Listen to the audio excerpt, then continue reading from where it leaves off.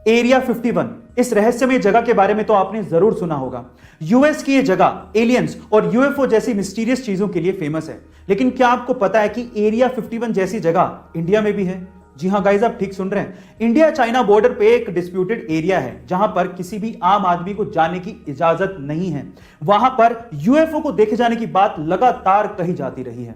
इस एरिया का नाम है द कोंकाला पास, जो कि लद्दाख में है। गाइस, वहां के आसपास के लोगों का यह दावा है कि उन्होंने वहां पे यूएफओज देखी हैं। इनफैक्ट ये भी हो सकता है कि इंडियन गवर्नमेंट और चाइनीज गवर्नमेंट को इसके बारे में पता हो, लेकिन हम आम लोगों के लिए आज भी ये एक रहस्य है। आप इसे गूगल पे भी सर्च कर सकते हैं। आपको इसके बारे में जान के कैसा लगा कमेंट सेक्शन में जरूर लिखिएगा। इलॉन मस्क को मार्स से बहुत प्यार है। वो मार्स पे इंसानों की सेल्फ सस्टेनेबल बस्ती बसाना चाहते हैं। पर सवाल यह है कि मार्स ही क्यों? क्या किसी और प्लेनेट पे ये पॉसिबल नहीं है? तो इस पे इलॉन मस्क ये कहते हैं कि हमारे सोलर सिस्टम पे हमारे पास ऑप्शंस ही क्या हैं। मरकरी सन के बहुत पास है, जिस पे बहुत ज्यादा गर्मी पड़ती है जो हम सहन नहीं कर सकते। वीनस, जिस पे एसिड की बारिश होती है। जुपिटर एंड सैटर्न, जो कि गैसेस प्लेनेट है, अगर खड़े होंगे तो जमीन ही धंस जाएगी। हाँ, सैटर्न के मून टाइटन पे पॉसिबिलिटी है, लेकिन वो हमसे बहुत दूर है। अर्थ का मून, इस पे वायुमंडल ही नहीं है। तो ले दे के हमारे पास सबसे अच्छा ऑप्शन मार्स ही है। गाइस, इसीलिए एलॉन मस्क मार्स पे इंसानों की बस्ती बसाना चाहते हैं। आपको ये फैक्ट जान के कैसा लगा चैट सेक्शन में जरूर लिखिए। कभी कभार छोटी सी चीज को लेके घरों में पार्टनर्स या फिर पति पत्नी के बीच में झगड़ा शुरू हो जाता है।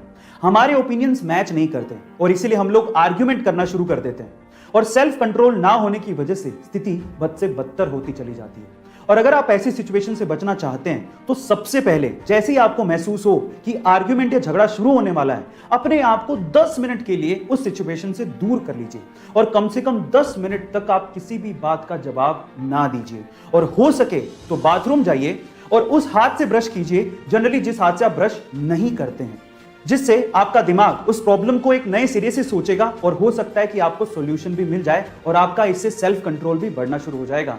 गाइस, एक बार आजमा के देखिए, ये मेरा ट्रिक है। आपको ये जान के कैसा लगा चैट सेक्शन में जरूर लिखेगा।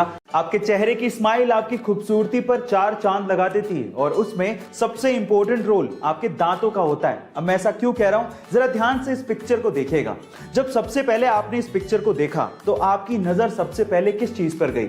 ऑब्वियसली इस बीच वाले आदमी की स्माइल पर गई होगी, क्योंकि उसका एक दांत नहीं है। पर क्या आपने गौर किया कि इसी आदमी की एक आईब्रो भी नहीं है? गाइस, आपने आईब्रो पर गौर तक नहीं किया।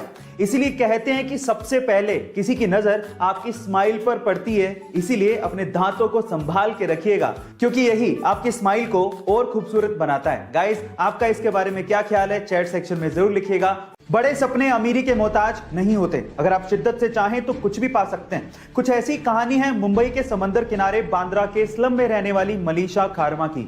मलीशा सुपर मॉडल बनना चाहती हैं। स्लम में रहने के बावजूद भी उनकी इंग्लिश सुन के आप लोग भी चौंक जाएंगे। मलीशा के सपनों को पहली उड़ान तब मिली जब हॉलीवुड फिल्म स्टेप अप के एक्टर रॉबर्ट हॉफमैन से उनकी मुलाकात हुई।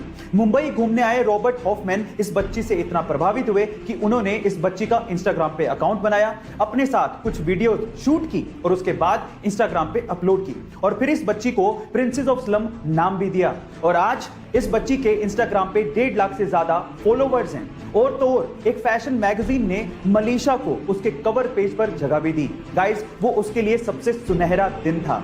इसी कहते हैं कि अगर आपके सपने सच्चे हैं तो राहें मिल ही जाती। आज हम इंसानों की खुदगर्जी और भूख की वजह से इस धरती से एक और जानवर खत्म होने की कगार पर पहुंच गया है।